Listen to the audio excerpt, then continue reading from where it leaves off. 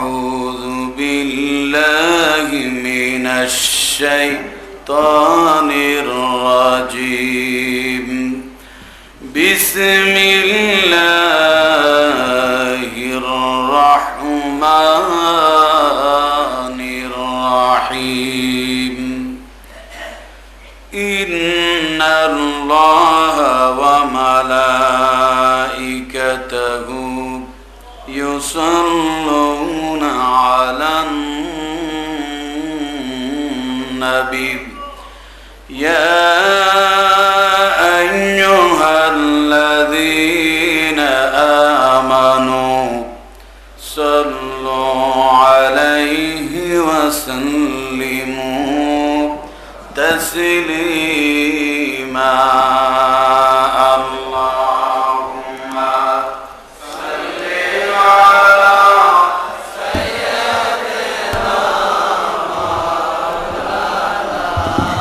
محمد وعلى آل سيدنا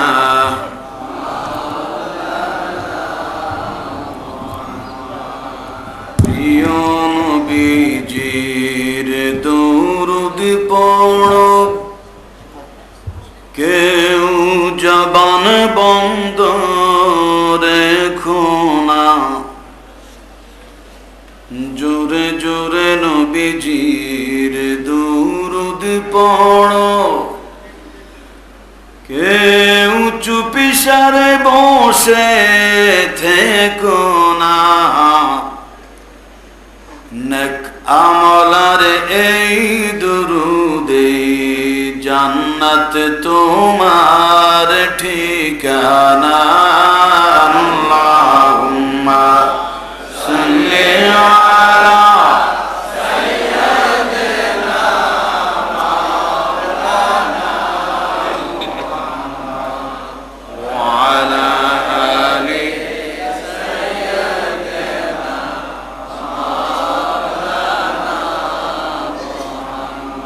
আসমান সুন্দর জমিন সুন্দর আর সুন্দর গাছপালা বলো আসমান সুন্দর জমিন সুন্দর আর সুন্দর গাছপালা তার চাইতে অধিক সুন্দর নবী আমার সাল্লি আলা আল্লাহুম্মা সাল্লি আলা সাইয়্যিদিনা মাওলানা মুহাম্মদ ওয়া আলা আলি সাইয়্যিদিনা মাওলানা লা ইলাহা ইল্লাল্লাহ জোরে লা ইলাহা ইল্লাল্লাহ লা ইলাহা ইল্লাল্লাহ লা ইলাহা ইল্লাল্লাহ লা ইলাহা ইল্লাল্লাহ মুহাম্মাদুর রাসূলুল্লাহ সাল্লাল্লাহু আলাইহি ওয়াসাল্লাম।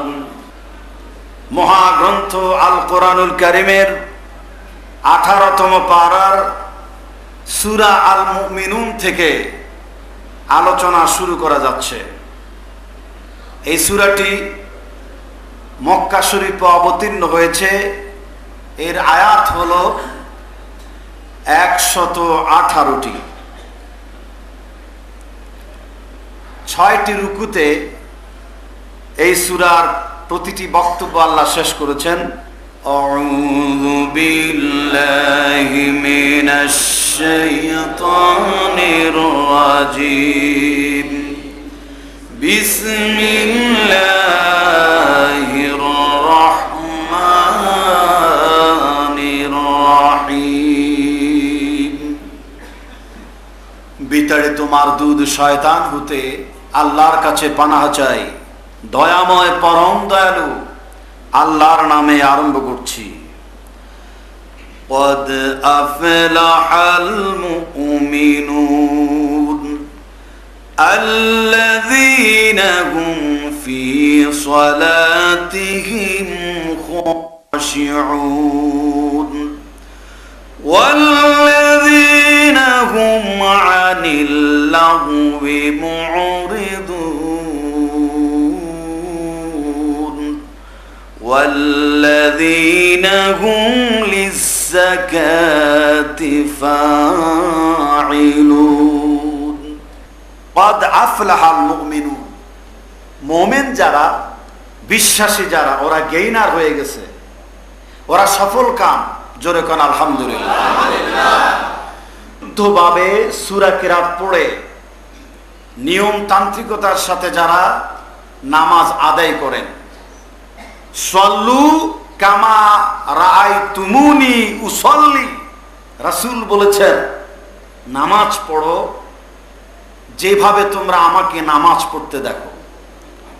রাসূলের নামাজের সাথে যেই সব বান্দার নামাজের মিল হয়ে যায়, নামাজের সূরা কিরাত, রুকু, সেজদা থেকে শুরু করে আর কামাহাকাম সব মিলে যেই ব্যক্তির নামাজ যথাযথভাবে আদায় হয়, সফল কাম পুরুষের মাঝে,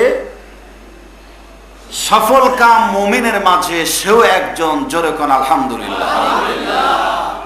সম্মানিত ভাইরা আমার, একজন বান্দা যদি আল্লাহু আকবার তাকবীরে তাহরিমা বেঁধে আল্লাহর দরবারে দাঁড়িয়ে যায়, সূরা ফাতিহার আলহামদুলিল্লাহ থেকে শুরু করে ওয়ালা দাল্লিন পর্যন্ত বান্দা যখন পড়তে থাকে, আমার আল্লাহ রাব্বুল আলামিন বান্দার উপরে এত খুশি হয়ে যান, সমস্ত আসমানি কিতাবগুলি তিলাওয়াত করার সওয়াব বান্দার আমল নামে লেখা হয়ে যায়। আসসালাতু মিরাজুল মুমিনিন, নামাজ যে মুমিন বান্দার জন্য মেরাজ, দিদার ইলাহির পর্যায়ে। আল্লাহর নবী বলেন আমার মেরাজ হয়েছে বাইতুল্লাহ থেকে শুরু করে বাইতুল মাকদাস সফরের মধ্য দিয়ে ভূপৃষ্ঠ ছেড়ে সপ্তাকাশ পাড়ি দিয়ে আরশে সিদরাতুল মুনতাহা অতিক্রম করে আল্লাহর সঙ্গে আমার দিদার হয়েছে, কথা হয়েছে, মোলাকাত হয়েছে, বাক্য বিনিময় হয়েছে, উপঢৌকন বিনিময় হয়েছে। আমাকে আল্লাহ এইভাবে মেরাজ ঘটাচ্ছেন, আমার জীবনের সফলতা অর্জন হয়েছে আল্লাহর সঙ্গে দিদারের মধ্য দিয়ে মেরাজের রাতে। বান্দারে, তোমরা যদি যথাযথভাবে পাঁচ ওয়াক্ত নামাজ পড়তে পারো, প্রত্যেকটা সিজদার ভিতরে তোমাদের আল্লাহ রাব্বুল আলামিনের সঙ্গে মেরাজ হয়ে যাবে, দিদার হয়ে যাবে। প্রতিটি রুকুতে সিজদা যদি নামাজের মতো হয়, সবচেয়ে পরিতাপ দুঃখের যে বিষয়টি, অ্যালজাবরা, জ্যামিতি, ভূগোল, ইতিহাস, জুলজি, বায়োলজি, পেপার পত্রিকা সব পড়ি, কিন্তু নামাজে দাঁড়িয়ে আমার আপনার যে সূরা কিরাতটা সহিহ হওয়া দরকার, সূরা ফাতিহা থেকে শুরু করে নাস পর্যন্ত, আলাম তারা থেকে শুরু করে কুল হুয়াল্লাহ পর্যন্ত, যে সূরাগুলি দিয়ে সাধারণত আমরা নামাজ পড়ি, এইগুলো একজন ইমাম সাহেবের কাছে, একজন মুয়াজ্জিন সাহেবের কাছে, একজন আলেম সাহেবের কাছে, একজন হাফিজ সাহেবের কাছ থেকে যদি সহি করে নিতাম, শুদ্ধ করে নিতাম, কত ভালো হতো। আমার ভাইয়েরা, এমনি আন্দাজি নামাজ পড়া, রুকু সেজদা দেওয়া আর সূরা কিরাত সহি করে নামাজ পড়ার মধ্যে অনেক বেশ কম আছে।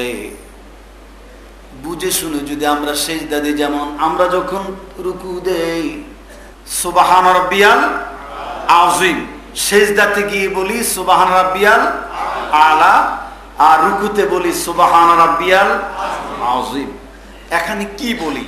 সুবহানা, পবিত্রতা ঘোষণা করছি আমরা, রব্বিয়াল আযীম, সর্বশ্রেষ্ঠ বড় মহান আল্লাহ সুবহানাহু ওয়া তাআলা কুদরতি কদম মোবারকে আমরা আমাদের প্রশংসা স্তুতি জ্ঞাপন করছি। জোরে কোন সুবহানাল্লাহ।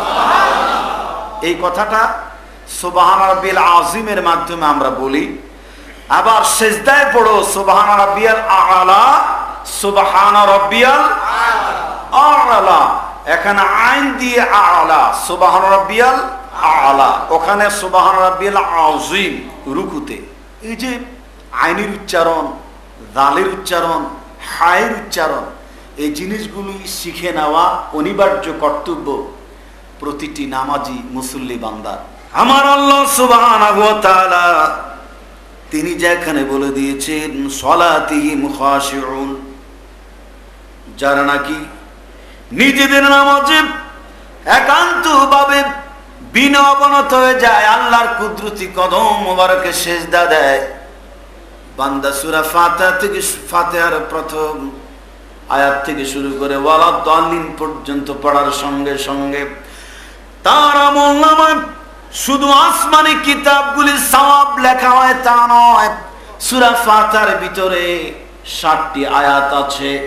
এই 60টি আয়াত তিলাওয়াত করার সঙ্গে সঙ্গে আমার আল্লাহ নামাজি বান্দার জন্য 60টা জাহান্নামের আগুনের দরজা বন্ধ করে দেয়।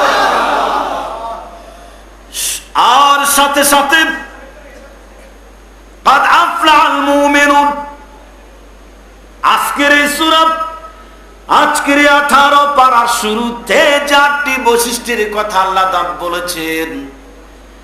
এই 8 বৈশিষ্ট্য যেই মুমিন বান্দার ভিতরে গচ্ছিত থাকবে, আমার আল্লাহ সুবহানাহু ওয়া তাআলা বান্দার জন্য 8টা জান্নাতের দরজা উন্মুক্ত করে দিবে। قد أفلح المؤمنون, মুমিনরা গেইনার হয়েছে, সফল কাম হয়ে গিয়েছে যদি তারা সুন্দরভাবে নামাজ আদায় করতে পারে। জোরে কোন আলহামদুলিল্লাহ। এর ভিতরে বিস্তারিত আলোচনা করতে গেলে আর একটু দূর যদি আমরা অগ্রসর হই, আরো মজার কথা এখানে পাওয়া যাবে। আল্লাহ নবী রাসূল আকরাম সাল্লাল্লাহু আলাইহি ওয়াসাল্লাম বলে দিয়েছেন, বান্দা যখন নামাজ পড়ে,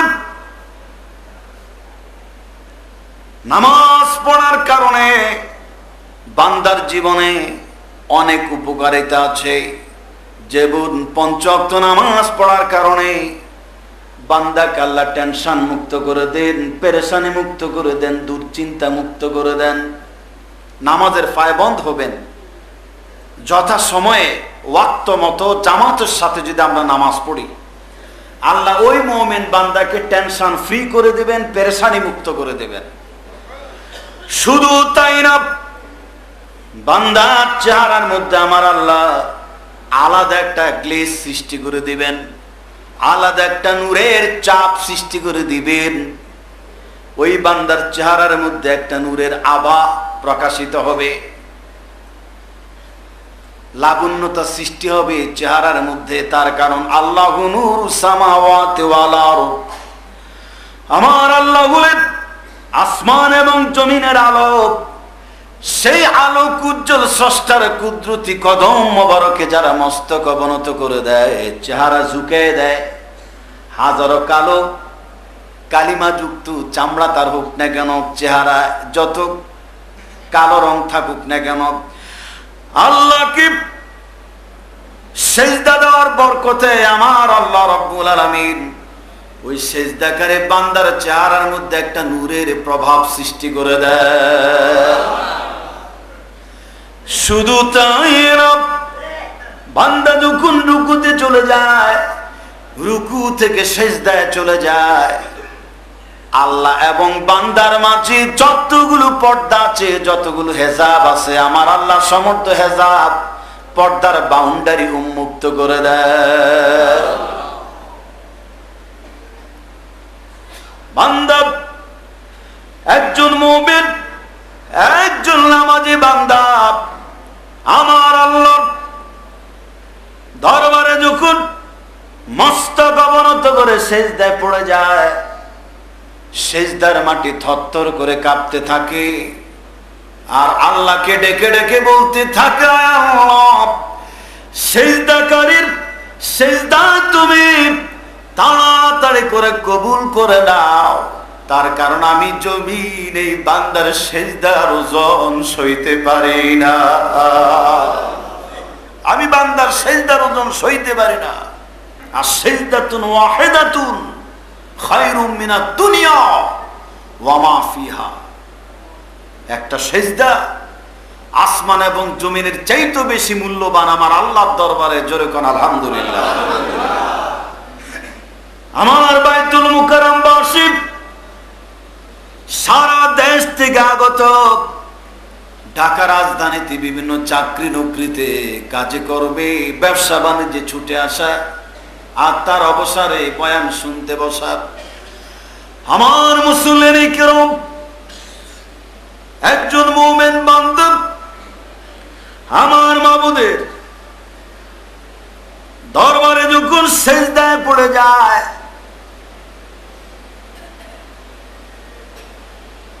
তার নাক আর কপাল সেজদার মাটিতে পড়ার আগে আগে, জায়নামাজে আগের আগে, মাটিতে পড়ার আগে আগে আমার আল্লাহ রাব্বুল আলামিন বান্দার নাক আর কপালের সামনে তার দুইখানা কুদরতি কদম বিছায়া দেয়।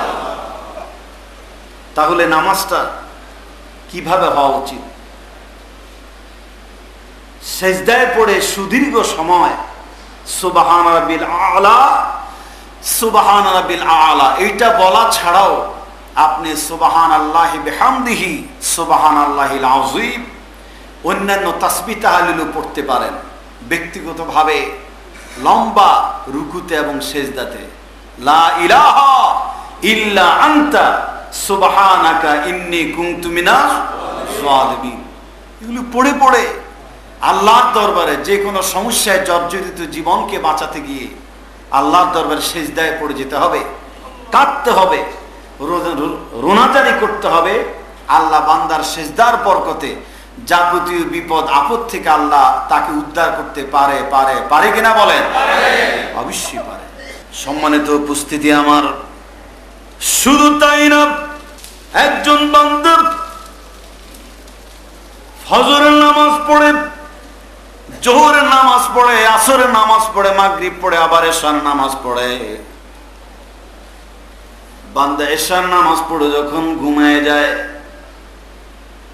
আর ফজর নামাজের আযান হওয়ার সঙ্গে সঙ্গে ফজর নামাজের জামাতে যখন বান্দা শরীক হয়ে যায়, এশার নামাজ থেকে ফজর নামাজের আগ পর্যন্ত বান্দা যতক্ষণ ঘুমাইছে ততক্ষণ পর্যন্ত আমার আল্লাহ বান্দার আমলনামায় তার প্রত্যেকটা শ্বাস প্রশ্বাসে অসংখ্য সওয়াব দান করে দেয়।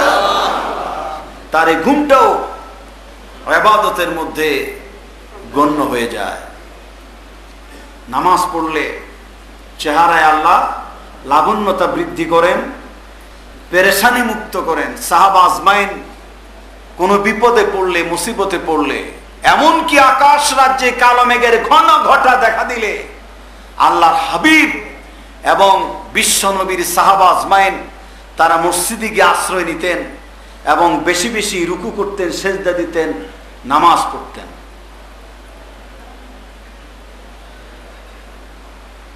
বিপদ থেকে পানা চাইতেন। আর আমার দেশে সমুদ্রে যদি 10 নম্বর সিগন্যালের কথাও শোনা যায়, মধ্যরাতে সুনামি আঘাত হানতে পারে, চট্টগ্রাম লন্ডভন্ড হয়ে যেতে পারে, এইসব ঘোষণা বারবার আসার পরেও সিনেমা হলের ছবি বন্ধ নাই। কথা ঠিক কিনা গো? জোরে কোন ঠিক কিনা?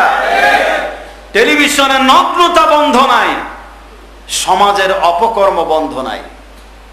হাতের নাগালে, নাকের গোড়ায় বিপদ আসে, তারপরও আমরা আল্লাহর কাছে আত্মসমর্পিত হয়ে যাই না।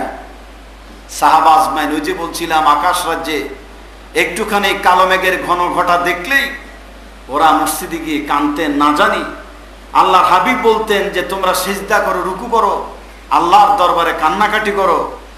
বলা যায় না পূর্ব জামানার লোকগুলিকে যেইভাবে আল্লাহ ধ্বংস করেছেন আমাদেরকেও সেইভাবে আল্লাহ ধ্বংস করে দেয় কিনা, সেই ভয়ে আগে থেকেই আল্লাহর দরবারে হাজির হয়ে রোনাজারি করো, কান্নাকাটি করো, জোরে কোন সুবহানাল্লাহ। আমাদের মধ্যেও যাতে সে অভ্যাস জারি হয়ে যায়, সকলে বলুন আমিন। আরো জোরে বলুন আমিন। সম্মানিত ভাইয়েরা আমার, এই নামাজের মাধ্যমে জীবনের সফলতা বয়ে আনার অংশ বিশেষ এই নামাজ।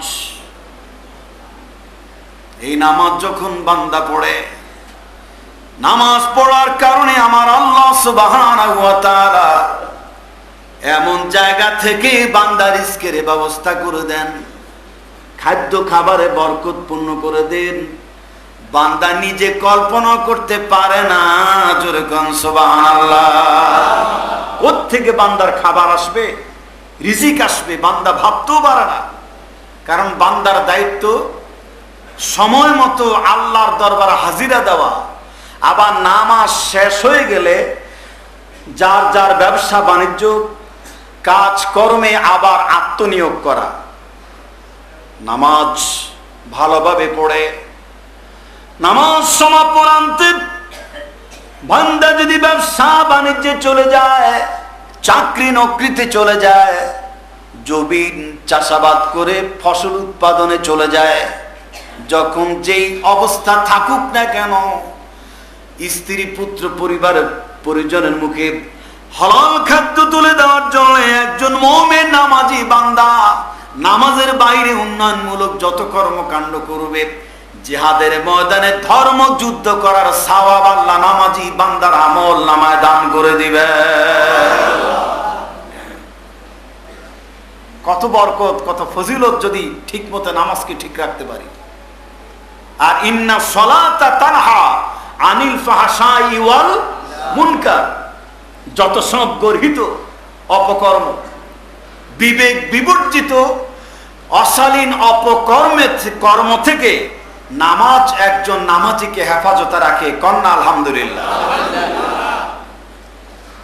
নামাজ কিভাবে পড়তে হবে?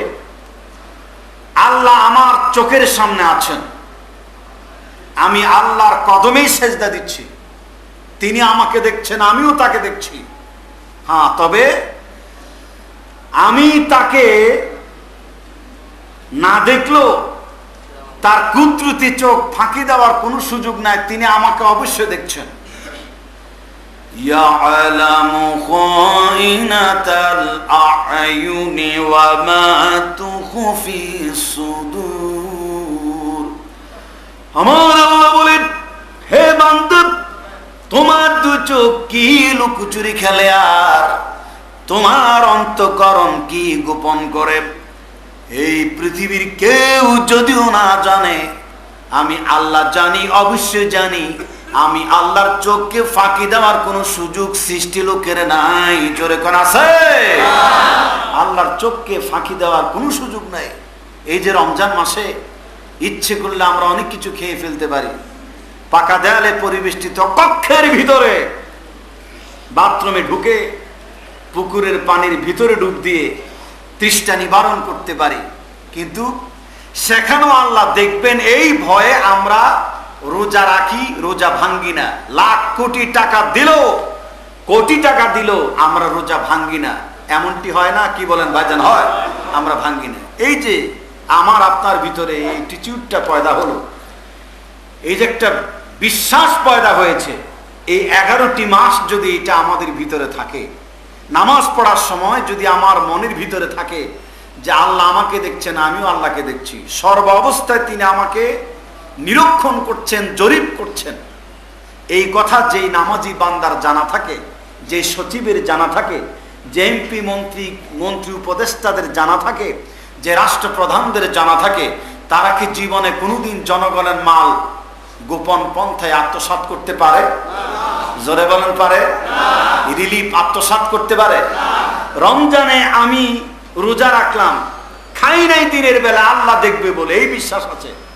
তাহলে 11টি মাস এসি ঘেরা রুমে, অফিসের কক্ষে সুদের আদান প্রদান, ঘুষের আদান প্রদান, তখন কি আল্লাহ দেখে না? ওই রমজান মাসের মতো একটা চিন্তা চেতনা অনুভূতি ভিতরে জাগ্রত করে যে আমার এই ঘুষের টাকা আদান প্রদানের দৃশ্য পৃথিবীর কেউ না দেখলো, আরশ আজিমের মালিকের চোখকে ফাঁকি দেওয়া যাবে না।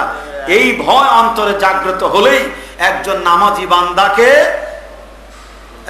ইন্না সলাতা তানহা আনিল ফাহশাই ওয়াল মুনকার, এটা যথার্থ আমল হবে তার ভিতরে।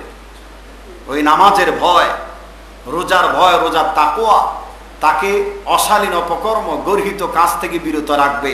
জোরে কোন ইনশাআল্লাহ, আরো জোরে বলেন ইনশাআল্লাহ।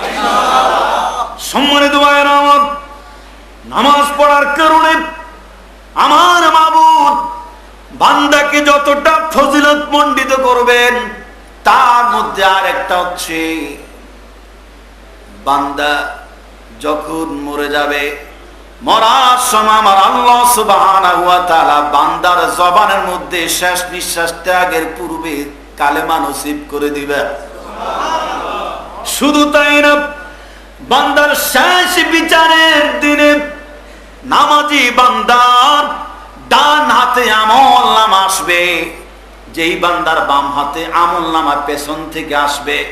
নির্ঘাত নিশ্চিত মনে করতে হবে জাহান্নাম ছাড়া তার কোনো গতি নাই। জোরে কোন নাউজুবিল্লাহ। আর নামাজ পড়ার কারণে, ওযু করার কারণে, নামাজ পড়তে গিয়ে বান্দা যে ওযু করেছে, হাত পা চক্ষু নাসিকার যে সমঙ্গ প্রত্যঙ্গ বান্দা ধৌত করেছে, হাসরের ময়দানে কোটি কোটি মানুষের ভিতরে বান্দার নামাজি ওযু করা বান্দার ওযু করা হাত পায়ের অঙ্গ প্রত্যঙ্গ গুলি নূরের মতো ঝকমক করতে থাকবে, চমকাতে থাকবে। এরকম চমকার ঝকমক অবস্থা দেখে আল্লাহর ফেরেশতারা তারা জান্নাতের মেহমান বানাবেন। জোরে কোন সুবহানাল্লাহ। এবং হাউজে কাউসারের পানি তার নসিব হবে ওযুর কারণে, নামাজের কারণে। জোরে কোন আলহামদুলিল্লাহ। নামাজ যাতে আমরা যথাযথভাবে আদায় করতে পারি সে তৌফিক আল্লাহ এনায়েত করুক। সকলে বলুন আমিন, আর জোরে বলুন আমিন।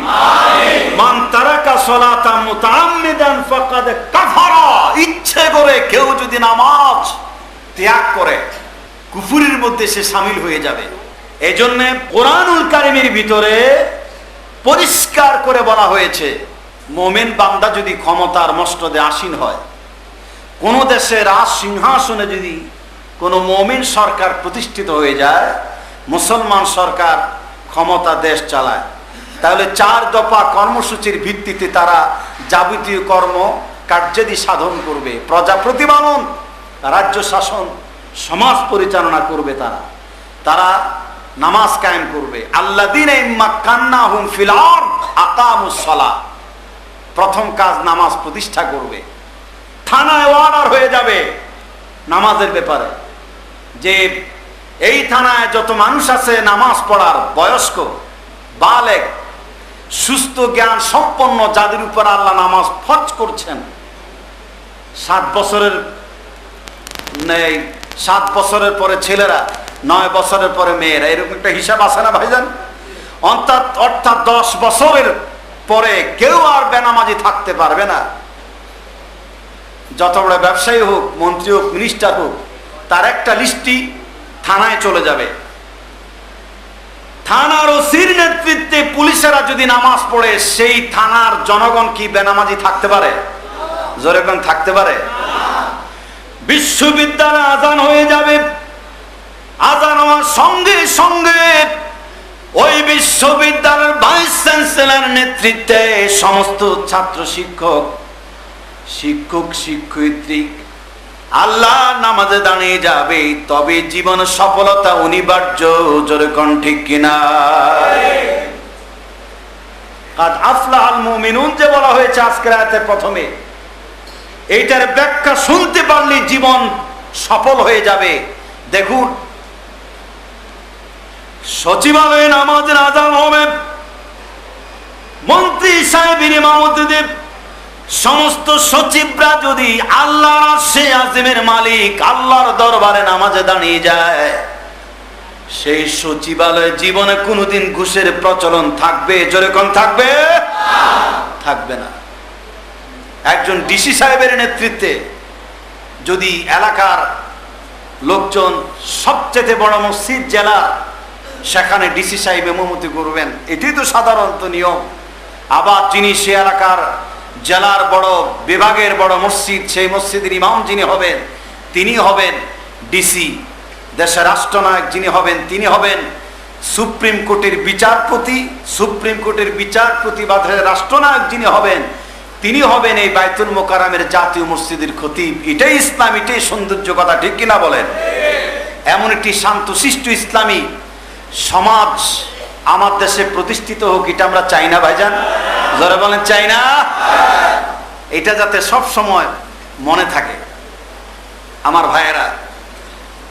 এরপরে আসুন হাইকোর্ট জজ কোর্টে আজান হয়ে গেলে পরে প্রধান বিচারপতির ইমামতিতে সমস্ত আইনজীবী অ্যাডভোকেটরা নামাজে দাঁড়িয়ে যাবে। ওরা কোনোদিন আইনের ফাঁক ফুকুর দিয়ে অপরাধীকে বাঁচাতে পারবে না, কথা ঠিক কিনা গণ? আল্লাহর ভয় থাকবে তাদের অন্তরের ভিতরে। ক্যান্টনমেন্টে যদি আজান হয়ে যায়, সেনা প্রধানের ইমামতিতে যদি সকল সৈনিকরা নামাজ পড়ে, আমার ভাইয়েরা, দেশ রক্ষার কাজে নিয়োজিত সেই সৈনিকদেরকে আল্লাহ রাব্বুল আলামিন মুজাহিদের কাতারে গণ্য করে নেবেন। জোরে কোন সুবহানাল্লাহ। এইভাবেই নামাজ প্রতিষ্ঠিত হওয়া উচিত। নামাজের কথা কোরআনুল কারীমের ভিতরে অসংখ্যবার আল্লাহ উচ্চারণ করেছেন। সেই জন্যেই নামাজ যারা না পড়ে তাদের যে কি বেহাল দুর্গতি দুরবস্থা হবে, এর সীমারেখা বলে কয়ে শেষ করা যাবে না। একটা জিনাকার বেবিচারিণী, এর চাইতে কঠিন অপরাধে অপরাধী একজন বেনামাজি। জোরে কর নাউজুবিল্লাহ। অথচ এই নামাজি বান্দাদেরকে হেদায়েতে আনার জন্য কোনো কর্মসূচি আমাদের নাই। নামাজের ওয়াজ করলে হবে না। সরকার এবং রাষ্ট্রীয়ভাবে নামাজ প্রতিষ্ঠার ঘোষণা এসেছে কোরআনের ভিতরে। জোরে কোন আলহামদুলিল্লাহ। সম্মানিত ভাইয়েরা আমার, মহান আল্লাহ আমাকে আপনাকে আল্লাহর দরবারে সেইভাবে নামাজ পড়ার, আল্লাহর দরবার রুকু সেজদা করার তৌফিক দিক। যেইভাবে নামাজ পড়লে পরে নামাজ আমাকে আপনাকে সকল অপকর্ম থেকে, অন্যায় থেকে বিরত রাখবে। সুদ ঘুষ জিনা ব্যভিচার থেকে শুরু করে সকল প্রকার অনইসলামিক কার্যকলাপ থেকে আমার আল্লাহ আমাকে আপনাকে হেফাজত রাখবে। ওইভাবে নামাজ পড়ার তৌফিক দান করুক। জোরে বলুন আমিন। যেই সমস্ত বান্দারা সফল কাম, তার মধ্যে নামাজে যারা বিনয় অবনত তারাও এর মধ্যে গণ্য। ওয়াল্লাযীনা হুম আনিল লাগwi মুরিদুন, যারা অর্থহীন বিষয় থেকে বিমুখ থাকে। মুমিন বান্দার 8 বৈশিষ্ট্যের মধ্যে 1 নাম্বার পাক্কা ঈমানদার হবে, নামাজে বিনয় অবনত হবে। আর তৃতীয় বৈশিষ্ট্য হচ্ছে অনর্থক অহিতুক কর্মকাণ্ড থেকে বান্দা নিজেকে হেফাজত রাখবে। দেখুন, এই জায়গায় আমি আপনাদেরকে একটা কথা বলে যাই। মানুষকে গাফেল করার জন্য, মানুষের সময় থেকে, নামাজ থেকে, মানুষের জীবনকে দূরে উদাসীনতায় ঠেলে দেওয়ার জন্য আজকের সবচেয়ে বড় মাধ্যম হচ্ছে ক্রিকেট খেলা। জোরে কোন কি খেলা? আরো জোরে কোন? ক্রিকেট খেলার চাইতে আল্লাহর গজবী খেলা এই জগতে, আধুনিক পৃথিবীতে সবচেয়ে বড় খারাপ সময় অপচয় খেলা হচ্ছে ক্রিকেট খেলা। জাপানে এই খেলা নিষিদ্ধ। জাপানের প্রেসিডেন্ট একটা মাঠের পাশ দিয়ে যাওয়াকালীন দেখেছে ক্রিকেট খেলা চলছে। ক্রিকেট খেলা দেখে তিনি বলছেন এখানে কি হচ্ছে? কয় যে ক্রিকেট খেলা চলছে। উনি ওনার রাষ্ট্রীয় কাজকর্ম শেষ করে এই পথ দিয়ে আবার পুনরায় যাওয়ার পর সন্ধ্যা হয়ে গেছে, দেখে যে আবার ওই সেই খেলা। কয় যে এখন আবার কি খেলা শুরু হয়েছে? কয় যে ক্রিকেট। কয় যে কেন সকালে না দেখলাম খেলতে? কয় যে ওই খেলা এখনো আছে, এটার বলে উইকেটে শেষ হয় না। আমি বুঝি না ক্রিকেট খেলা কি জিনিস, বিরক্তির সাথে অনেককে আমি নিষেধ করি। বলে যে হুজুর আপনি যদি বুঝতেন তাহলে আপনি টেলিভিশনের পর্দা ছাড়তেন না। আমারে বল, এই ক্রিকেট খেলা তিনি দেখে বলছে যেই খেলা সকাল থেকে বিকাল পর্যন্ত এতগুলো মানুষের মেধাকে একটা মাঠে আটকে রাখে, সেই খেলা দিয়ে জাতির ধ্বংস ছাড়া কল্যাণ আসতে পারে না। আজ থেকে, এখন থেকে, এই মুহূর্ত থেকে ক্রিকেট খেলা আমার রাজ্যে বন্ধ ঘোষণা হলো। আমার বাংলাদেশকে 1000 বার কিনতে পারবে জাপান, কিনতে পারবে। দরিদ্র সীমার নিচে বসবাস করা এই ছোট্ট ভূখণ্ড বাংলাদেশ, 3 দিক ভারত, 1 দিক বঙ্গোপসাগর কর্তৃক রক্তে কেনা রক্তে ভেজা স্বাধীন সার্বভৌম বাংলাদেশ আমার। হরতাল, ধর্মঘট, অবরোধ, স্ট্রাইক, অসহযোগ আন্দোলন থেকে শুরু করে সরকার গঠন আর সরকার পতনের আন্দোলন করতে করতে আমার দেশের মানুষের সময় শেষ হয়ে যায়। তার উপর ক্রিকেট খেলার এই লম্বা টাইম যদি নষ্ট হয়, দোকানে পাটে, রাস্তাঘাটে, বাণিজ্যিক টেলিভিশন বিক্রির দোকানে আপনি দেখবেন ক্রিকেট খেলা হলেই প্রচন্ড ভিড়। পুলিশও কিছু কয় না, দোকানদারও কিছু না, সবাই এতিমের মতো হা করে তাকিয়ে থাকে টেলিভিশনের পর্দার দিকে। ওরা মুমিনের মধ্যে গণ্য হতে পারে না। কে বলেছে? জোরে বলেন কে? আমি খন্দকার মাহবুবুল হকের কথা নয়, এই কথা স্বয়ংকার আল্লাহ। তিনি বলছেন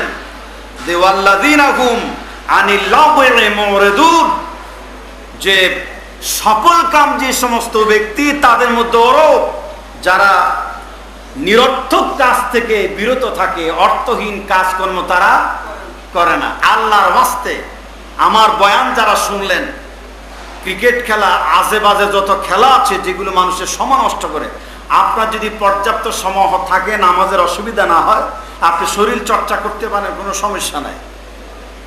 কিন্তু এভাবে সময় অপচয় করবেন, হাসরের ময়দানে আমাকে আপনাকে আফসোস করতে হবে। জান্নাত প্রাপ্তির পরে বান্দার 2টা জিনিস বান্দাকে পীড়া দিবে। একটা আফসোস সেই জীবনের, দুনিয়ার সেই জীবনের জন্য যে জীবনটা অনর্থক, অহেতুক খেল তামাশা কাটিয়েছে, যেই সময়টুকুন মানুষ জীবন থেকে অনর্থক কাজে সরায় ফেলেছে, বন্ধু বান্ধব নিয়ে গল্প গুজব করে নষ্ট করেছে, এই সময়ের জন্য বান্দা আফসোস করবে হাসরের ময়দানে। আর আরেকটা চাহিদা বান্দাকে আজ্ঞাহম্বিত করে তুলবে সারাক্ষণ, সেটা হচ্ছে দিদারে এলাহি, আল্লাহর সাক্ষাৎ। জান্নাতের হাজার নাজ নাম পাওয়ার পরও আল্লাহকে না দেখা পর্যন্ত বান্দার জন্য শান্তি হবে না। জোরে কোন সুবহানাল্লাহ। আমার ভাইয়েরা, আমার আল্লাহ খাঁটি মুমিন বান্দাদের অন্তর্ভুক্ত করার জন্য আমাকে আপনাকে সব সময় জিকিরি ফিকিরে থাকার তৌফিক দান করুক, সময়কে কাজে লাগাবার তৌফিক দান করুক। জোরে বলুন আমিন। জিহ্বাকে তরতাজা রাখতে হবে আল্লাহর জিকির দিয়ে। সময় নাই, এখন কোনো কাজকর্ম নাই, আমরা জিকির করে আল্লাহর নাম স্মরণের মধ্য দিয়ে জিহ্বাকে তরতাজা রাখি। লা ইলাহা ইল্লাল্লাহ পড়ি, মৃত্যুর সময় আমার আপনার জবানে কালেমা নসিব হয়ে যেতে পারে না ইনশাআল্লাহ। জোরে কোন পারে না? এই জন্য আমি বলি কি জানেন, আল্লাহ রে ডাক রে বান্দা, আল্লাহ রে ডাক সবে, আল্লাহ রে ডাক রে বান্দা, আল্লাহ রে ডাক জোরে, আল্লাহ রে ডাক রে বান্দা, আল্লাহ রে ডাক সবে, মাওলা রে ডাক রে বান্দা, মাওলা রে ডাক। আল্লাহ রে ডাকতে ডাকতে, আল্লাহ রে ডাকতে ডাকতে বিপদ কেটে যাক, আল্লাহ রে ডাকতে ডাকতে বিপদ কেটে যাক, আল্লাহ রে ডাক রে বান্দা, আল্লাহ রে ডাক সবে, আল্লাহ রে ডাক রে বান্দা, আল্লাহ রে ডাক। মনের মতো ডাকলে তোমার গুনাহ হবে মাপ, মনের মতো ডাকলে তোমার গুনাহ হবে মাপ, আল্লাহ রে বান্দা আল্লাহ রে ডাক জুড়ে, আল্লাহ রে ডাক রে বান্দা আল্লাহ রে। ডাকার মতো ডাকলে তারে, ডাকার মতো ডাকলে তারে কলব হবে সাফ। আল্লাহ রে ডাক রে বান্দা আল্লাহ রে ডাক, আল্লাহ রে ডাক রে বান্দা আল্লাহ রে ডাক। আল্লাহকে ডাকতে ডাকতে, আল্লাহকে ডাকতে ডাকতে জীবন কেটে যাক। আল্লাহ রে ডাকতে ডাকতে জীবন কেটে যাক। আল্লাহ রে ডাক রে বান্দা সবে, আল্লাহ রে ডাক রে বান্দা আল্লাহ রে ডাক। জিহ্বাকে তরতাজা করতে হবে আল্লাহর জিকিরের মাধ্যমে। জোরে কোন আলহামদুলিল্লাহ। অনর্থক অপকর্ম করা যাবে না, এটি মুমিন বান্দার অন্যতম বৈশিষ্ট্য। মনে থাকবে ইনশাআল্লাহ।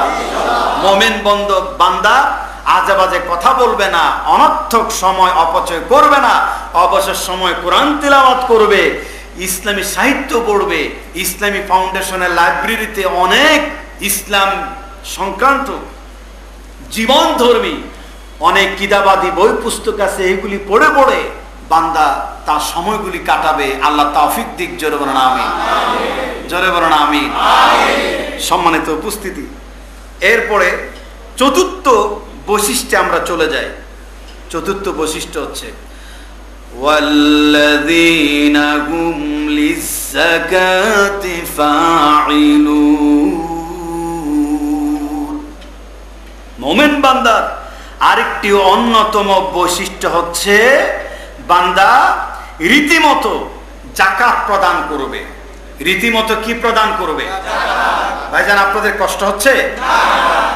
খুবই গুরুত্বপূর্ণ কথা, একটা ফালতু কথা এখানে নাই।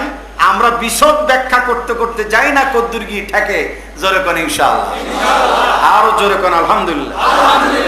এখানে মহান আল্লাহর সত্তা সংক্রান্ত আলোচনা আসবে, হযরত নূহ আলাইহিস সালামের বিষয়ক আলোচনা আসবে একটু পরেই। জোরে কোন আমিন। আপত্তি নাই তো? দীর্ঘ সময় হলে আপত্তি নাই তো?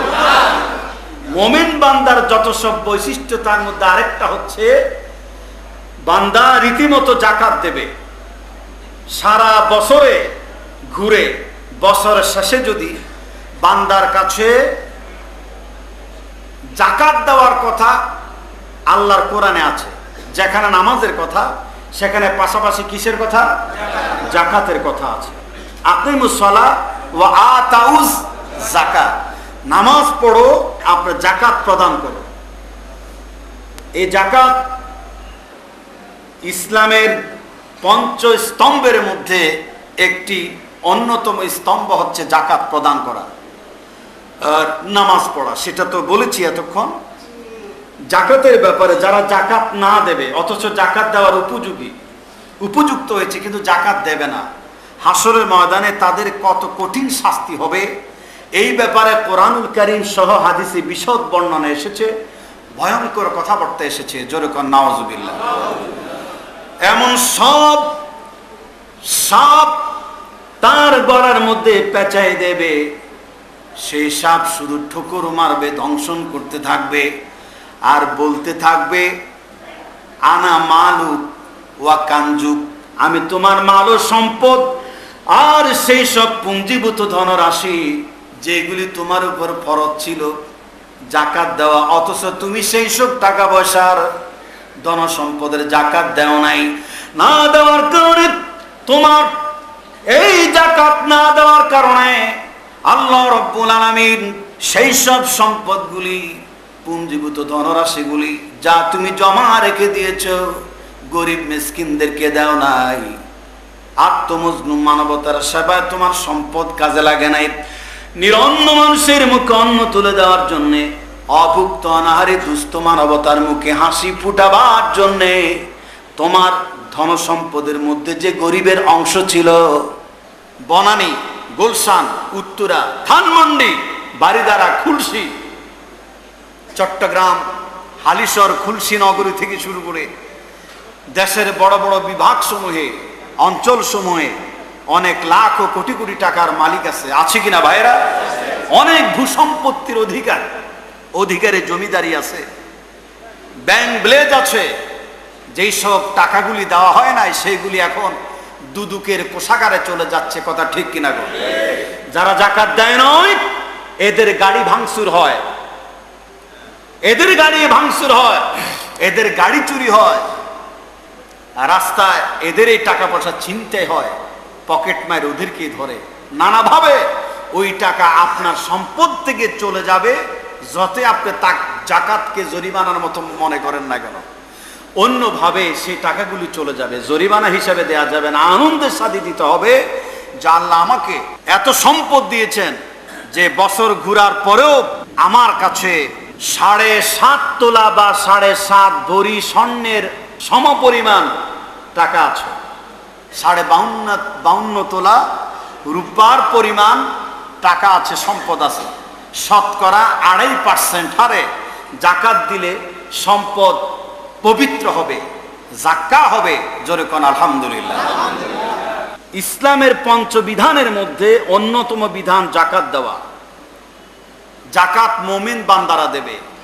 মুসলমান নামাজি কোনোদিন গরিব হতে পারে না, নামাজি কোনোদিন অর্থহীন হতে পারে না। যার ঘুম ভাঙে আসসালাতু খায়রু মিনান নাওমের মাধ্যমে, আর যেই ব্যক্তি ঘুমাতে যায় এশার নামাজের আজানে, সেই ব্যক্তি কখনো দরিদ্র থাকতে পারে?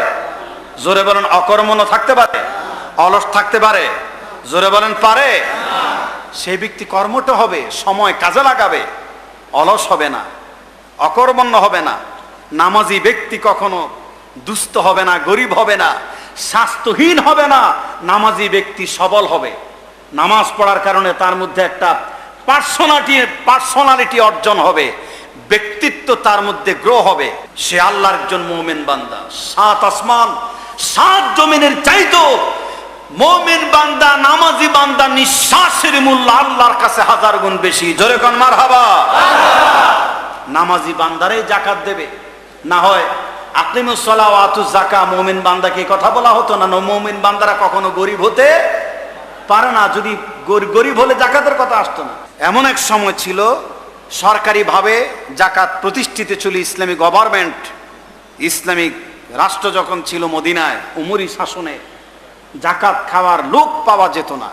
কারণ হযরতে আবু বকর সিদ্দিক রাদিয়াল্লাহু তাআলা আনহু যখন শুনেছেন কোন এক অঞ্চল বা গোত্র সব মানতে রাজি, জাকাত দিতে রাজি না, তিনি বলছেন যে জাকাত না দেওয়া তো দূরের কথা, বরং জাকাতের রশিটাও যদি কেউ দিতে অস্বীকার করে আমি তার বিরুদ্ধে জিহাদ ঘোষণা করব, যেমন কাফেরের বিরুদ্ধে জিহাদ ঘোষণা করতে হয়। জোরে কোন সুবহানাল্লাহ। জাকাত দেওয়ার ব্যাপারে বলা হতো, ঢোল পিটানো হতো, জাকাত কে নেবে, কে নেবে জাকাত। এক দেশ থেকে আরেক দেশে, এক অঞ্চল থেকে আরেক অঞ্চলে ঘুরে বেড়াতে হতো জাকাতের টাকা নিয়ে। যে অঞ্চলে যায় সে অঞ্চলে মুসলমান এতটা স্বাবলম্বী স্বনির্ভর, জাকাত খাওয়ার লোক পাওয়া যায় না। খেজুরের বাগান অঢেল, জোরে কোন আলহামদুলিল্লাহ। আঙ্গুরের বাগান, ফলের বাগান, শস্য সামগ্রীর বাগানে ভরা, অকর্মণ্য নাই, রুগী নাই। খাওয়ার মধ্যে রাসূলের সুন্নত আছে। আমরা তো খাইতে খাইতে আস্তে করে প্যান্টের বেল্টটা একটু ঢিলা করে দেই, যাতে পেটের বাকি অংশ খাবার দিয়ে ভরা যায়। পায়জামা থাকলে রশিটা আস্তে করে ঢিলা করে দেই। অথচ রাসূল বলেছেন যে এমন ভাবে খেতে বসো, তোমার ক্ষুধা যখন বেশি লাগবে খেতে বসো, কিছুটা ক্ষুধা থাকতে খাদ্য ত্যাগ করো, 3 ভাগ করবে পেটকে, 1 ভাগ খাবার দিয়ে ভরবে, বাকি ভাগ পানি দিয়ে, আর 3য় ভাগ খালি রাখবে। এইভাবে যদি একজন বান্দা চলে, জীবনে কোনোদিন অ্যাক্সিডেন্ট জনিত, আল্লাহর পরীক্ষা জনিত বিপদ রোগ ছাড়া কোন রোগ বান্দাকে ক্লান্ত করবে না। মারহাবা কোন। এমন জায়গায় দস্তরখানে খেতে বসো যেখানে খাবার পড়লে তা থেকে তুলে নিয়ে, এটা হচ্ছে উপখাবারের প্লেট। দস্তরখান জুটা রাখার জন্য না, জুটা রাখার জায়গা আলাদা। দস্তরখান এত পরিচ্ছন্ন, জীবাণুমুক্ত থাকবে, নিরাপদ থাকবে, খাবার পড়লে সেখান থেকে তুলে নিয়ে খাওয়া যায়। দস্তরখানটা এমন পরিচ্ছন্ন হতে হবে, জোরে কোন আলহামদুলিল্লাহ। এমন যদি হয়, রোগ আমাকে আক্রান্ত করবে না, আপনাকে আক্রান্ত করবে না। মানুষটা এখন নামাজ, এই যে নামাজের বয়ান করলাম, ফজর অন্যান্য নামাজ পড়লো, ফজরের নামাজের সময় মসজিদে খুব কম দেখা যায়। সারাটা রমজান জীবনে যাকে একবারও মসজিদে সারা বছর দেখা যায় না, তাকেও জানামাজ একখান কান্দে নিয়ে একদম ইমাম সাহেবের পেছনে বরাবর। এই দৃশ্য যদি 11টি মাস বিরাজিত থাকে, সারা রমজান যে শান্তি, তার চেয়ে 1000 গুণ শান্তিতে গোটা বাংলাদেশ, সারা দুনিয়া জান্নাতুল ফেরদাউসে পরিণত হয়ে যাবে। ঠিক কিনা আওয়াজ দেন। কিন্তু আমল শুধু রমজান মাস কেন্দ্রিক যাতে না থাকে, এ প্রশিক্ষণ জীবনের রন্ধ্রে রন্ধ্রে পরতে পরতে গোটা বছর আমাদের মাঝে প্রতিফলিত হোক। সকলে বলুন আমিন। জাকাতের কথা বলতেছিলাম। জাকাত কে নেবে? এক লোক তার অনেকগুলো টাকা নিয়ে ঘুরতেছে, জাকাত খাওয়ার লোকে পাওয়া যাচ্ছে না। পরিশেষে সে লোকটা তার আপন অঞ্চল ছেড়ে ভিন্ন অঞ্চলের দিকে রওনা দিচ্ছে। দূর থেকে একটা লোক তার দিকে এগিয়ে আসছে। সে ভাবছে যে একটা মুসাফির আসতেছে বুঝি।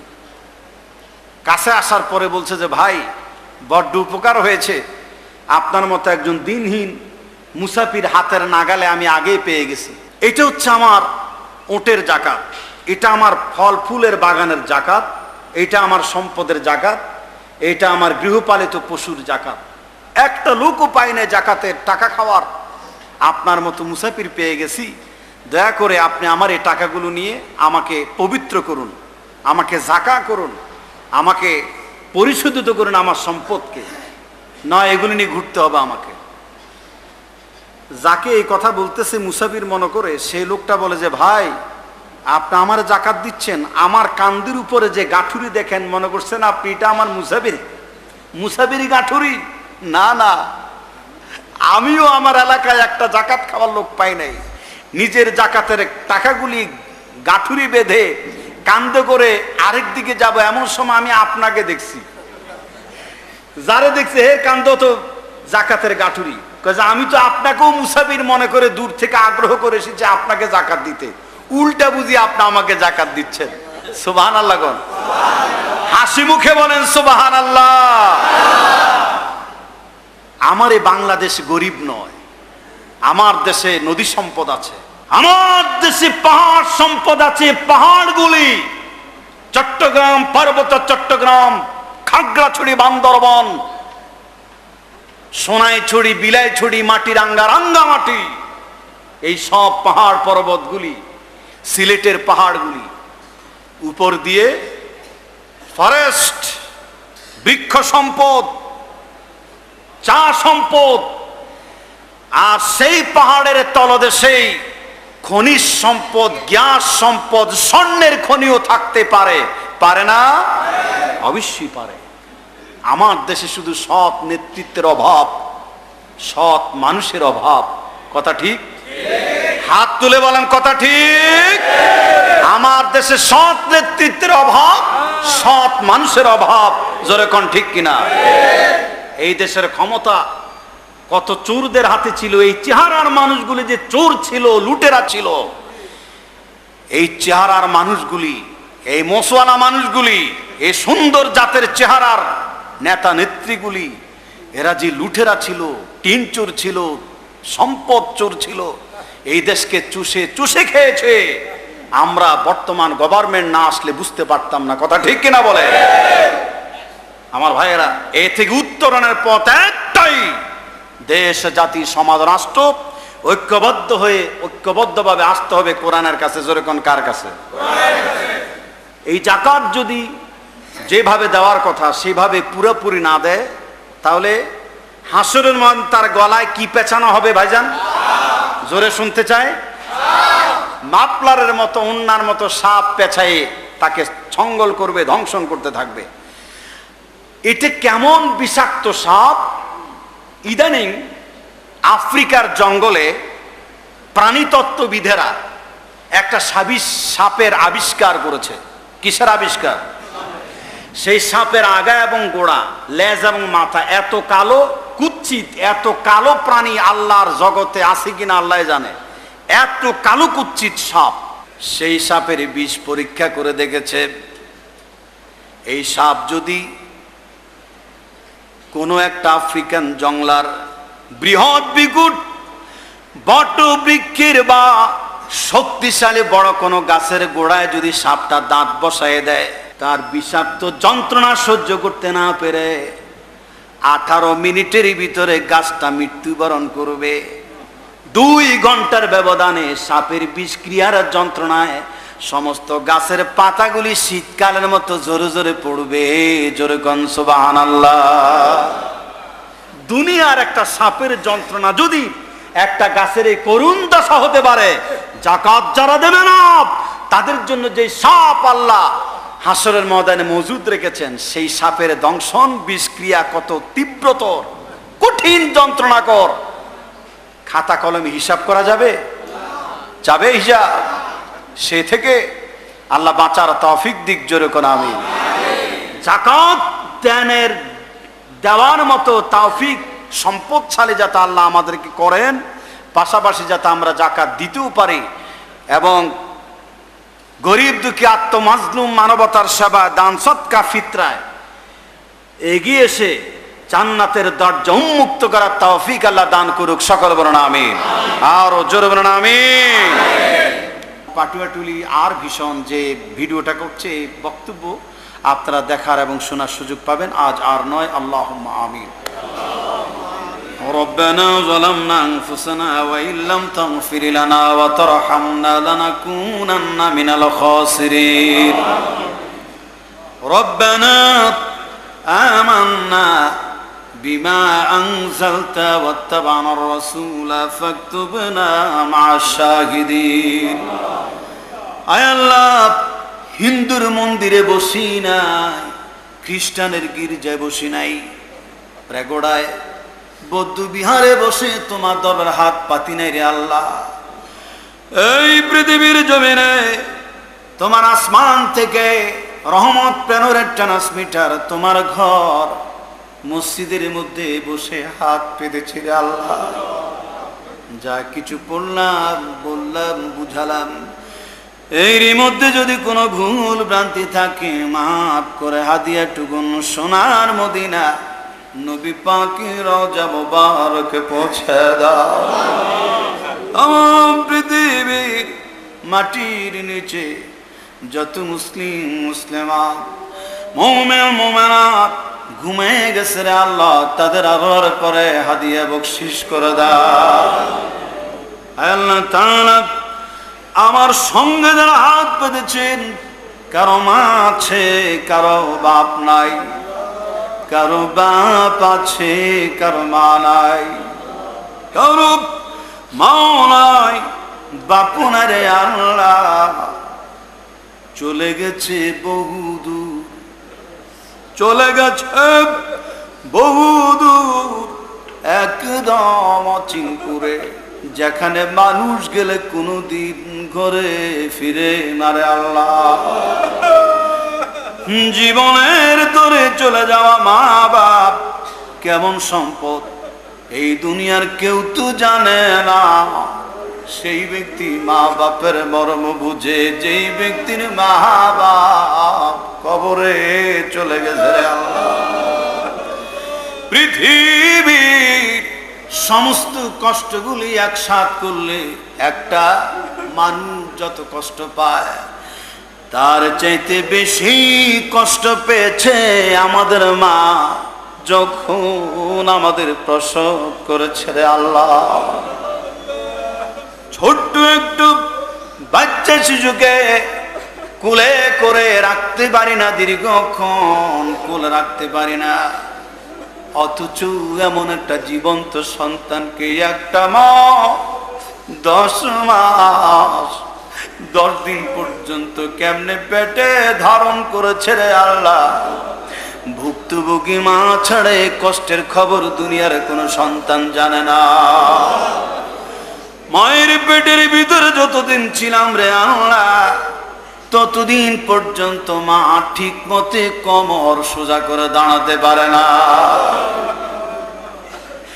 বিদেশি বিরাজ্যজোর পুত্র মারা যায়, পশু পাখি না জানিতে আগে জানে মায়, পশু পাখি না জানিতে আগে জানে মা। মা বাবের কথা শুনে যারা দুটো চোখের পানি কন্ট্রোল করতে পারে নাই, এই চোখের পানি তুই বাতাস উড়াই দিও না। এই চোখের পানি বাইতুল মুকাররমে মিশাই রেখো না রে আল্লাহ। এই চোখের পানি তোমার কুদরতে জমা করে রে দিলাম। এই চোখের পানির ছিটকা মেরে আমাদের মা বাপের জাহান্নামের আগুন তুমি নিভাইয়া দাও। মা বাপ যাদের বেঁচে আছে হায়াত বৃদ্ধি করে দাও। জনমভর পিতা মাতার খেদমত করতে পারি তৌফিক দান করে দাও। আয় আল্লাহ, মরে যাওয়া মা বাপ আর বেঁচে থাকা মা বাপ উভয়ের জন্য তোমারই শিখানো দোয়া পড়ে নিচ্ছি। রব্বির হামহুমা কামা রব্বায়ানি, জোরে জোরে পড়ুন, রব্বির হামহুমা কামা রব্বায়ানি সগীরা। ওগো আমার আল্লাহ, ছেলে সন্তান যাদের দান করেছো, ছেলে সন্তান যাদেরকে দান করেছ রে আল্লাহ, এদেরকে মনের মতো মানুষ করতে পারি হেদায়েত করে দিও রে আল্লাহ। সন্তানের কারণে যাতে জাহান্নামের আগুনে জ্বলতে না হয়, সন্তানের কারণে এই জান্নাতের রাস্তা প্রশস্ত করে দিও। ওগো আমার আল্লাহ, রাতে গুনাহ করেছি, দিনে গুনাহ করেছি, প্রকাশ্যে গুনাহ করেছি আল্লাহ। স্বামী স্ত্রীর গুনাহ, ছেলে সন্তানের গুনাহ মা বাপ জানে না, মা বাপের গুনাহ স্বামী স্ত্রী, মা বাপের গুনাহ ছেলে সন্তান জানে না, স্বামীর গুনাহ স্ত্রী জানে না, স্ত্রীর গুনাহ স্বামীতে জানে না রে আল্লাহ। এই জগতে মানুষ যদি একে অপরের গুনার খবর জানতো, আমাদেরকে দাওয়াত দেওয়া মুসাফা করা তো দূরের কথা, পাথর মেরে আমাদেরকে দুনিয়া থেকে বিদায় করে দিত। আমাদের গুনাহগুলি যেভাবে এই পৃথিবীর জমিনে মানুষের সামনে গোপন রেখে দিয়েছো, হাসরের ময়দানে আমাদের গুনাহগুলি এইভাবে গোপন রেখে দিও রে আল্লাহ। আমাদের গুনাহ প্রকাশ করে তুমি জাহান্নামের আগুনের মধ্যে আমাদের ঠেলে দিও না। ওগো আমার আল্লাহ, আর একটা দোয়া তোমার দরবারে করি, মেহেরবানি করে আল্লাহ, তোমারে তো আমরা চিনি, তুমি তো সেই আল্লাহ যে নাকি হযরত ইব্রাহিম আলাইহিস সালামকে অগ্নিকুণ্ডলে থেকে রক্ষা করেছো। আমাদেরকে তুমি জাহান্নামের আগুন থেকে এইভাবে রক্ষা করিও রে আল্লাহ। আমরা তো তোমাকে চিনি, তুমি তো সেই মহান মাবুদ দরদি আল্লাহ যে হযরত মুসা আলাইহিস সালামকে ফেরাউনের কবল থেকে নীল দরিয়া পাড়ি দিয়েছো। আল্লাহ, সেই সুবাদে আমাদেরকে তুমি পুলসেরাত পার করে দিও রে আল্লাহ। আমরা তো তোমাকে চিনি রে আল্লাহ।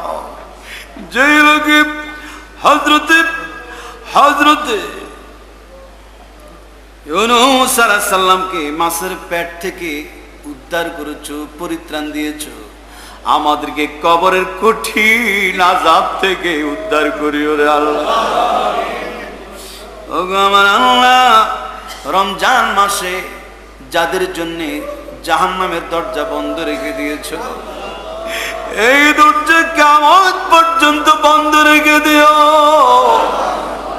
জান্নাতের দরজা যাদের জন্য উন্মুক্ত রেখেছো, এই দরজা কিয়ামত পর্যন্ত খোলা রেখে দিও রে আল্লাহ। আমরা যারা রোজা রেখেছি, রোজা রাখার কারণে জটিল কঠিন রোগ ব্যাধি থেকে আমাদের জীবন তুমি সুস্থ করে দাও। এমন এক সময় দোয়া করতেছি রে আল্লাহ, যেই সময় আমাদের কারো পেটের মধ্যে কোনো খাবার নাই,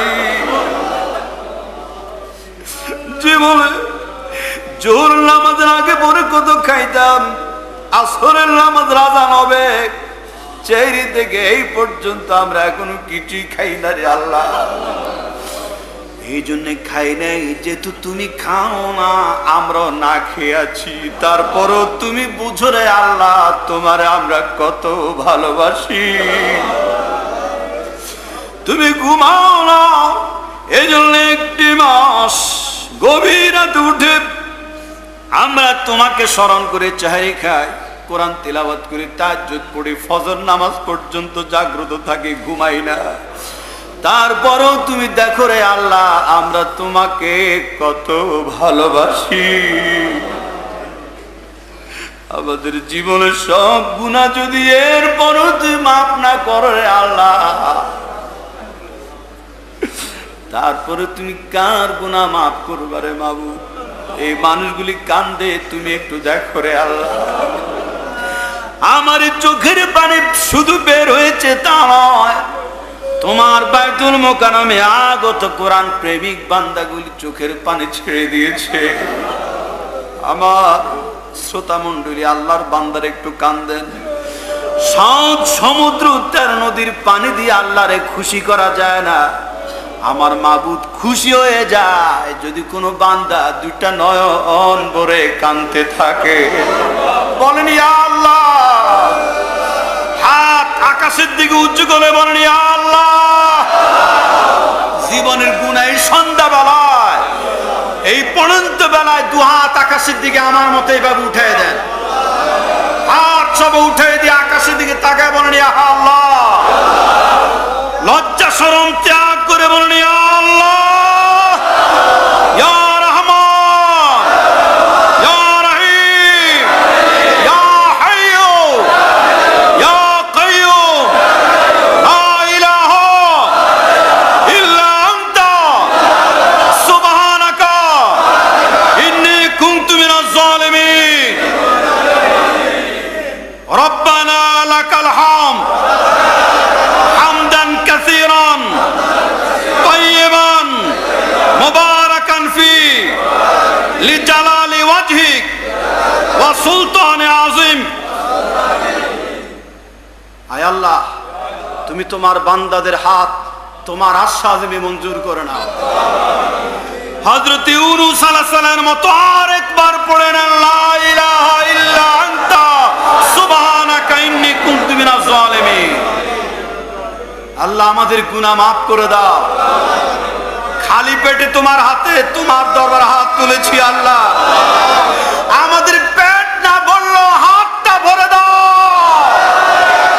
তোমার কোরআনের মাহফিলে এতক্ষণ কাটাইছি আল্লাহ, এই জগতের ইফতারি দিয়ে আমাদের প্রাণ ভরবে না। তোমার নবীর হাতে হাউজে কাউসারের পানি আর জান্নাতের নাজ নেয়ামত দিয়ে আমাদের ইফতারির ব্যবস্থা করে দিও আল্লাহ। কোরআন যাদের জন্য সুপারিশ করবে তাদের মধ্যে আমাদের নামটাও তালিকাভুক্ত করে না। রোজা যাদেরকে সুপারিশ করে জান্নাতে নিয়ে যাবে আল্লাহ, তাদের মধ্যে আমাদের নামটাও তালিকাভুক্ত করে না। আল্লাহ, যেই কয়েকটা রোজা আছে মেহেরবানি করে যথাযথভাবে পালন করার তৌফিক দান করে দিও। যত মানুষ হাত তুলেছে এমন কোন অভাব দিও না, অভাবের কারণে আমাদের স্বভাব নষ্ট হয়ে যায়। ব্যবসা বাণিজ্যে চাকরি নৌকরিতে বরকত বৃদ্ধি করে দিও, স্বামী স্ত্রীর মধ্যে মিল মহব্বত বৃদ্ধি করে দিও। যাদের চাকরি নেই চাকরি দিয়া দিও, যাদের চাকরি আছে প্রমোশন বাড়াই দিও রে আল্লাহ। পাটুয়া টুলির আল্লাহর ভীষণ আজকের এই বয়ান রেকর্ড করেছি সারা দুনিয়ায় মানুষের কাছে পৌঁছায় দেওয়ার জন্য। এদের সৎ উদ্দেশ্য মানুষের ঘরে ঘরে পৌঁছায় দিও আল্লাহ। ইসলামী ফাউন্ডেশন আমাকে প্রতি বছর দাওয়াত দেয় বিভিন্ন সময়ে, আজ এই রমজানে দাওয়াত দিয়েছে। প্রত্যেক কর্মকর্তা কর্মচারী যারা রয়েছে, খতিব, ইমাম, মুয়াজ্জিন, মসজিদের ঝাড়ুদার, আল্লাহ যারা খেদমত করতেছে সবাইকে এই মসজিদের সঙ্গে ফাউন্ডেশনের সঙ্গে তাফসীরের সঙ্গে যারা জড়িত, এই মসজিদ যেদিন জান্নাতে যাবে এই মসজিদের যাত্রী বানায় আমাদের জান্নাত পৌঁছায়া দিও। সারা দুনিয়ার মুসলমানদের উপরে রহম করো রে আল্লাহ। বদর উহুদ খন্দকের মদদ দিয়া তামাম দুনিয়ার মুসলমানদেরকে হেফাজত করে না। আয় আল্লাহ তাআলা, ওগো আমার মাবুদ, সারা পৃথিবী জুড়ে বাংলাদেশ জুড়ে কোরআন সুন্নাহর রাজ কায়েম করে দাও। ইসলাম ছাড়া দুর্নীতি দমন হবে না, মানুষ সভ্য হবে না, সৎ নেতৃত্ব ছাড়া এই দেশকে কন্ট্রোল করা সম্ভব নয়। এই কথাগুলি সর্বমহলকে বুঝার তৌফিক দান করে দাও। আয় আল্লাহ, হে আরশে আজিমের মালিক, আমার দেশের গরিবানা অভাবীও দূর করে দাও। মাবুদ, আমরা যারা হাত তুলেছি আমাদেরকে সোনার মক্কা মদিনার মেহমান না বানাইয়া আমাদের নামে তুমি আজরাইল পাঠাও না রে আল্লাহ। যতদিন দুনিয়ার মধ্যে বেঁচে থাকবো নেক আমল করতে করতে, ভালো কাজ করতে করতে নিজেকে নেককার ইমানদার পরেজগার বান্দায় পরিণত না করা পর্যন্ত আমাদের কারো নামে তুমি আজরাইল পাঠাও না রে আল্লাহ। যদিও আজরাইল পাঠাও রমজান মাসে আজরাইল পাঠাইও, যদিও আজরাইল পাঠাও সবে বরাত সবে কদরে আজরাইল পাঠাইও রে আল্লাহ। যদিও আজরাইল পাঠাও তোমার নামাজ পড়তে পড়তে, তোমার কোরআন তিলাওয়াত করতে করতে, তোমার কুদরতি কদম মোবারকে সিজদায় পড়ে তাসবিহ তাহলিল জপতে জপতে আজরাইল পাঠাইয়া জান্নাতি মরণ আমাদের নসিব করে দিও রে আল্লাহ। তাও ছাড়ো, যেই দিন আমরা মরে যাব আজরাইলের কঠিন চেহারা না দেখাইয়া সোনার মদিনার প্রিয় নবীজিকে আমাদের সামনে হাজির করে দিও, আর জবান দিয়ে জারি করে দিও লা ইলাহা ইল্লাল্লাহু মুহাম্মাদুর রাসূলুল্লাহ।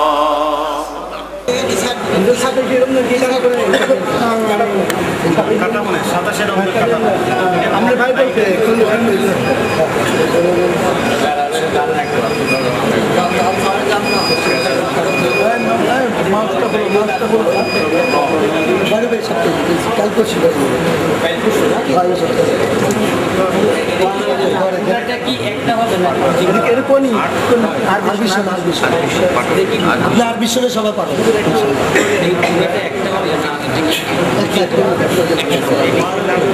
এই পাঠানো দেওয়া নেই। আরবি ভাই এটা কি কোন কোম্পানি? আরবি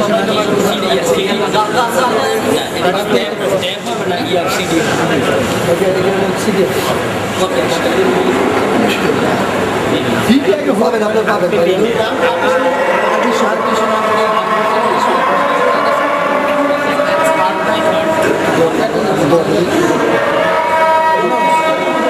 আমার কি দোয়া দিয়ে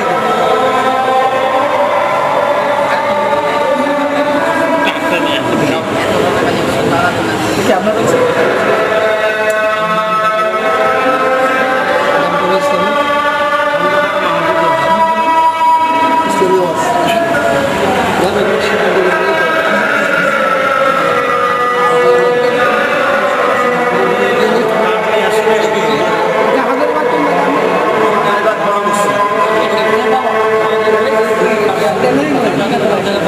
আরবি পাবেন আপনি।